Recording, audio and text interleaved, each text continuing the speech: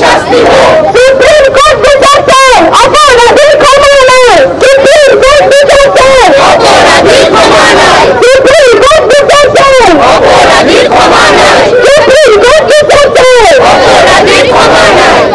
তুমি কাদের দাস? বিচার করতে পারবে না। শাসক তুমি কাদের দাস? বিচার করতে পারবে না। শাসক তুমি কাদের দাস? আগুন হলো চোখে জল, দিলে তমাম খুলিতে দাও।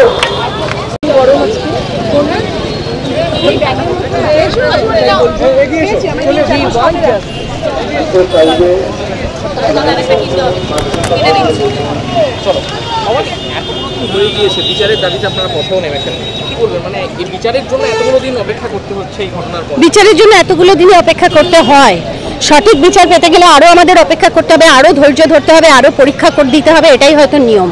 আমরা দেবো, আমরা রাজি আছি, আমরা পরীক্ষা দেব। আমরা স্টুডেন্ট ভালো, আমরা সবাই ভালো ছাত্রী, ভালো ছাত্র। নারী হিসেবে নিরাপত্তাহীনতার স্কুল যেমনই হোক না কেন, স্কুল যেমনই হোক না কেন, আমরা স্টুডেন্ট হিসেবে খুব ভালো, একদমই তাই।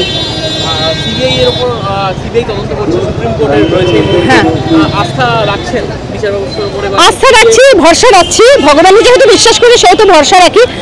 এবার দেখা যাক কি হয়, কারণ আজ পর্যন্ত তো সব কেস খুব সুবিচার পেয়েছে এরকম তো ব্যাপার নয়, সে অভিজ্ঞতাও আমাদের আছে।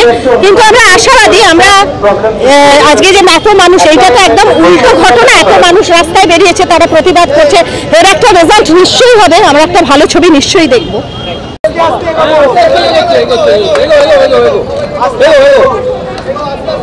সামনে যাবে তো?